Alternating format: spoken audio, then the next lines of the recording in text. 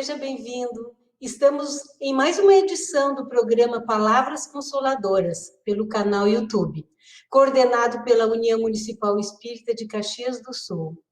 Trataremos de conteúdos espíritas baseados no Evangelho de Jesus. Durante 15 minutos, estaremos em sua companhia.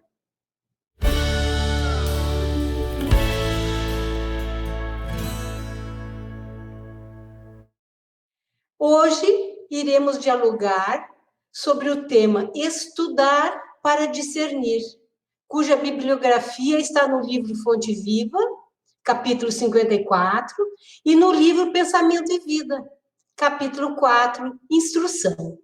Para nos ajudar a interpretar essa mensagem, está conosco o Nelson Fernandes, colaborador do Movimento Espírita Caxiense. Bem-vindo, Nelson. É um prazer estar contigo. Olá, Ida. Prazer é nosso. É imensa alegria estar participando desse programa, com as bênçãos do nosso inconfundível amigo de sempre, o Cristo Jesus.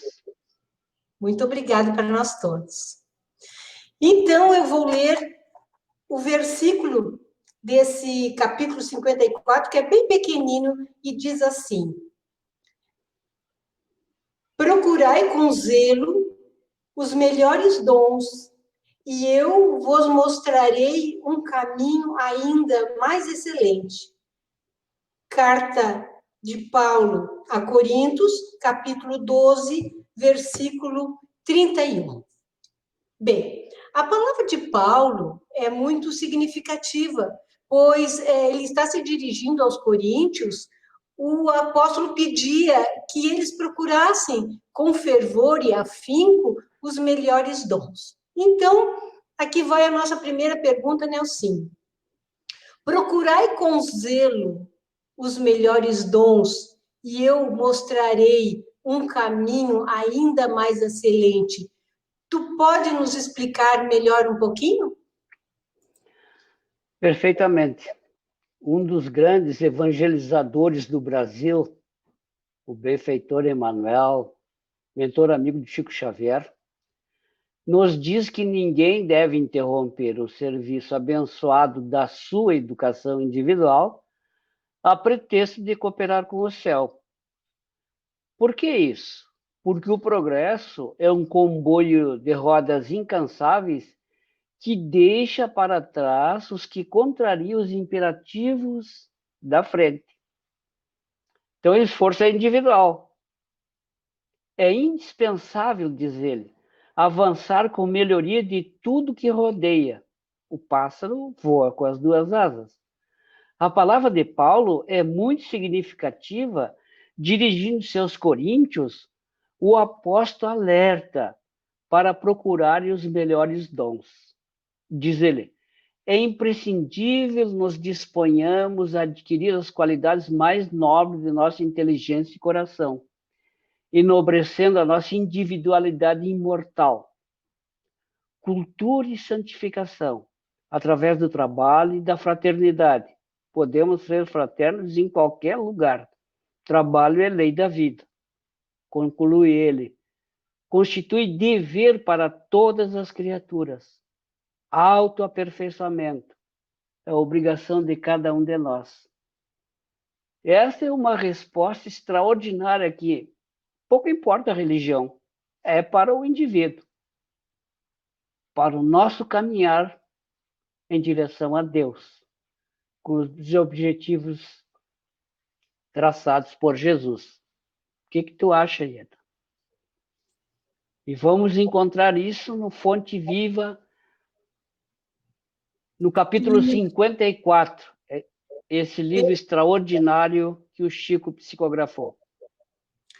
Nelsinho, dando continuidade, a gente fala em dons, ele falou também em dons, e tu podia esclarecer o que são os dons? Perfeitamente. Todos nós o possuímos. E lá no Caminho, Verdade e Vida, no capítulo 52, continua Emmanuel nos esclarecendo, nos orientando, nos dando uma diretriz, um norte seguro, objetivo. As qualidades excelentes são dons que procedem de Deus. Também afirma ele, não apenas os dons da inteligência, mas também as do corpo físico, as vantagens diversas, os patrimônios afetivos e até mesmo as dores.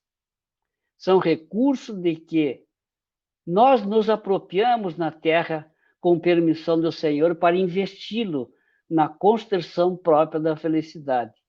E ele, quando fala em dor aqui, está falando dessa técnica que os espíritos, que o mundo espiritual usa para que o homem desperte e cumpra suas responsabilidades quando não acordamos pelos caminhos do amor.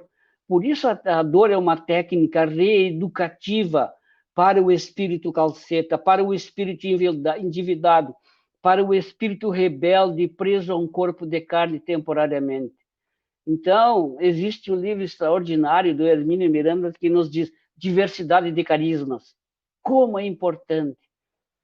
E Kardec aprofunda essa ideia, essa estrutura, quando ele diz vários tipos de mediunidade e esclarece as várias mediunidades que o indivíduo, que o ser humano possui num grau maior ou menor para auxiliar no seu aperfeiçoamento moral. Como mediunidade, como diz Emmanuel, os dons são ferramentas especializadas de aperfeiçoamento moral que o Cristo nos oferece, nos propicia, e que a doutrina espírita nos dá uma diretriz segura e objetiva. É importante aqui lembrar que os dons está falando da mediunidade. E Joana de Ângeles, através do nosso Divaldo, amoroso Divaldo, que todos nós amamos, uma criatura extraordinária, tem um livro chamado Messe de Amor. E nesse livro, Messe de Amor, mais ou menos na metade do livro, Joana de Ângeles tem uma mensagem extraordinária. Fenômeno e doutrina. Fenômeno é chama que passa, é a mediunidade pura, é o fogo. Doutrina é a alma que fica. O fenômeno, o dom puro, revelou a doutrina e a doutrina disciplinou o fenômeno. Então, os dons, vamos discipliná-los. Todos nós o possuímos para o nosso desenvolvimento moral e espiritual. Encontramos muito mais explicações no livro da Esperança, também do nosso Emmanuel e do nosso Chico, no capítulo 41. As oportunidades que temos para crescer, para amar, para exercitar, para vencer o homem velho que ainda somos. Isto é, reeducar-nos, nos disciplinarmos na proposta de Jesus.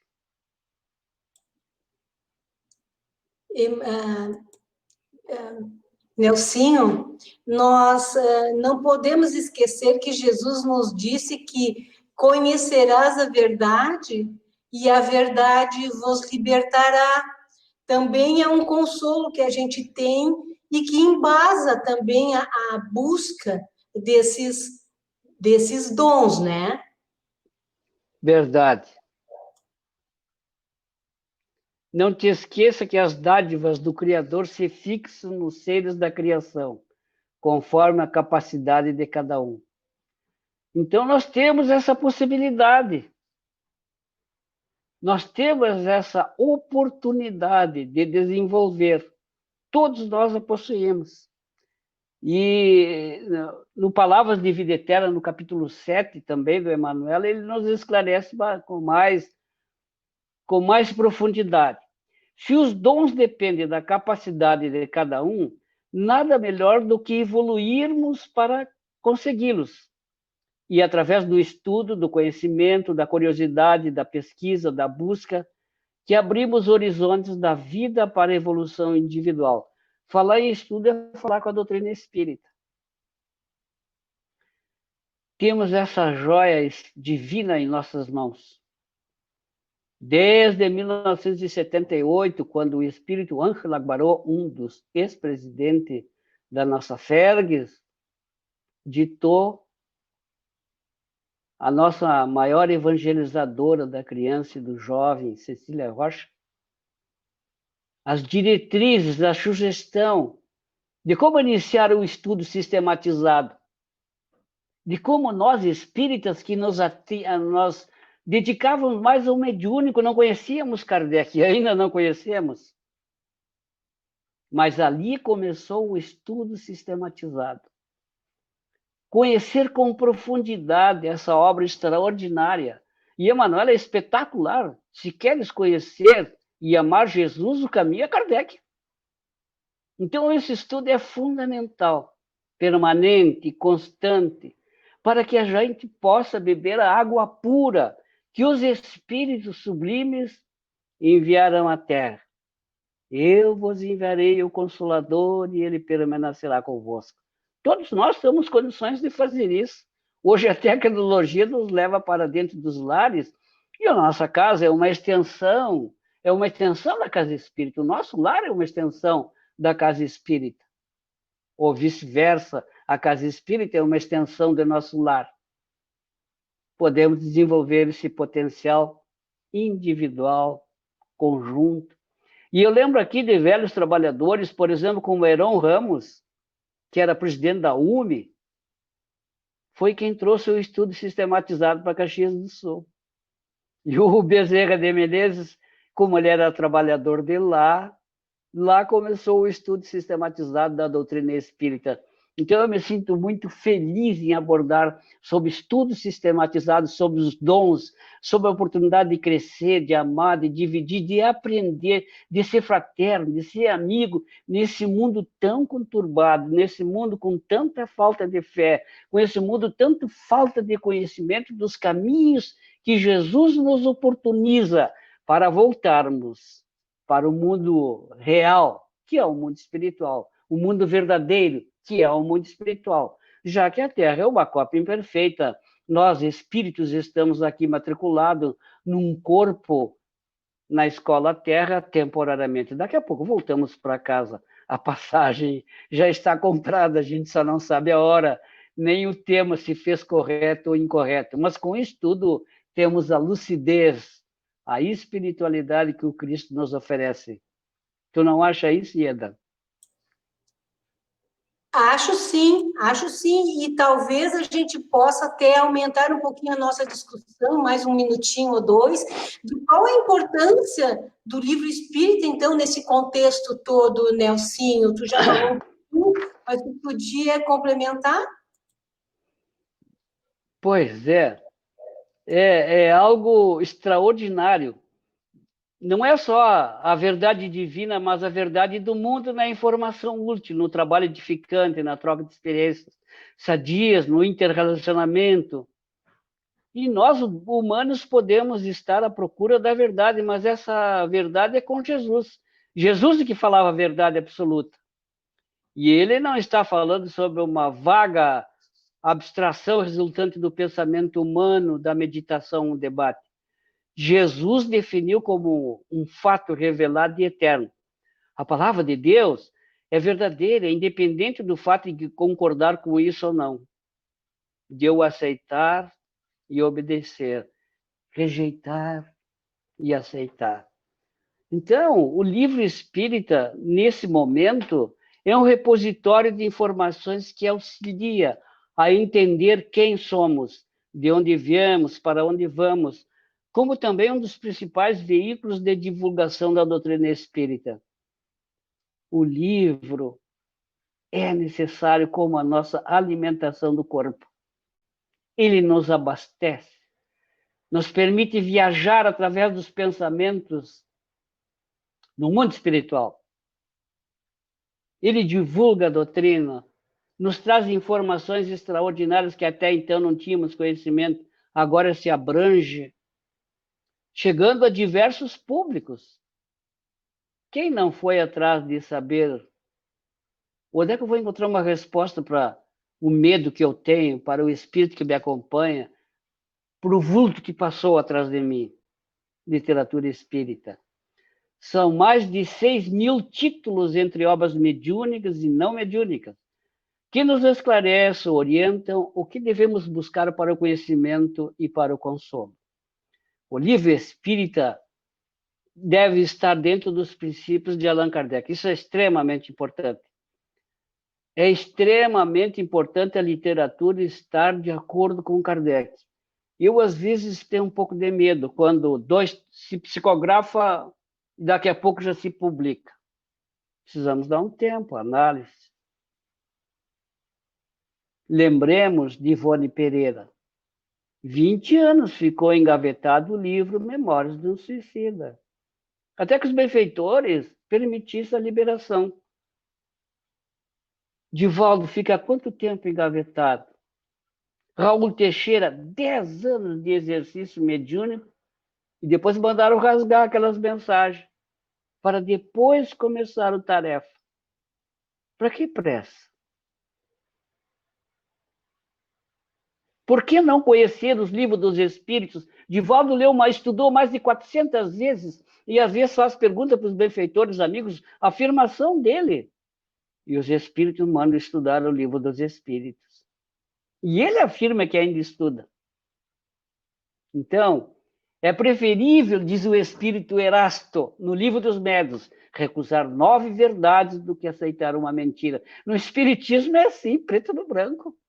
O Espírito Erasto, no Livro dos Médiuns, que deve ser a nossa intimidade de leitura, é preferível recusar 9 verdades do que aceitar uma mentira. Então, é necessário ter um rigoroso crivo quanto à essência. Ainda mais nos dias atuais de pandemia, que surgem mensagens apavorantes de todos os lados. E se não temos o conhecimento espírita, o crivo da razão, podemos nos perturbar. Então, essa linguagem é a apresentação. E isso garantirá o conteúdo sério e educativo, pois o objetivo fundamental do Espiritismo é a nossa mudança moral. E está lá. Conhecereis a verdade vos libertará. Lembremos de Jesus. Vos enviarei o Consolador, que permanecerá convosco, e vos esclarecerá tudo que vos tenho dito, e vos lembrará tudo que vos tenho afirmado, e que ainda não sabeis a profundidade. O que te parece, minha amiga e irmã querida?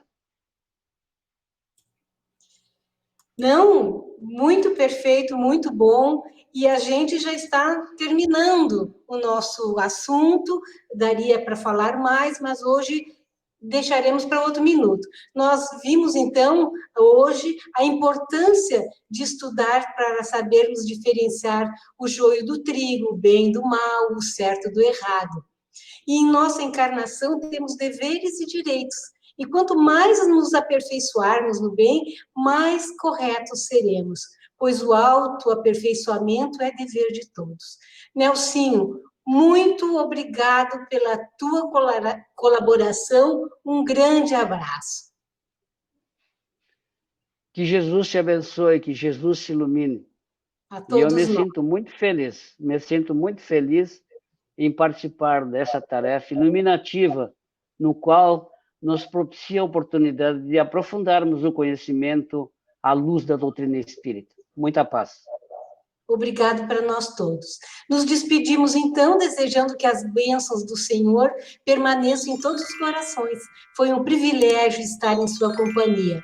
Até o próximo encontro. Se você gostou, curta, comente e compartilhe.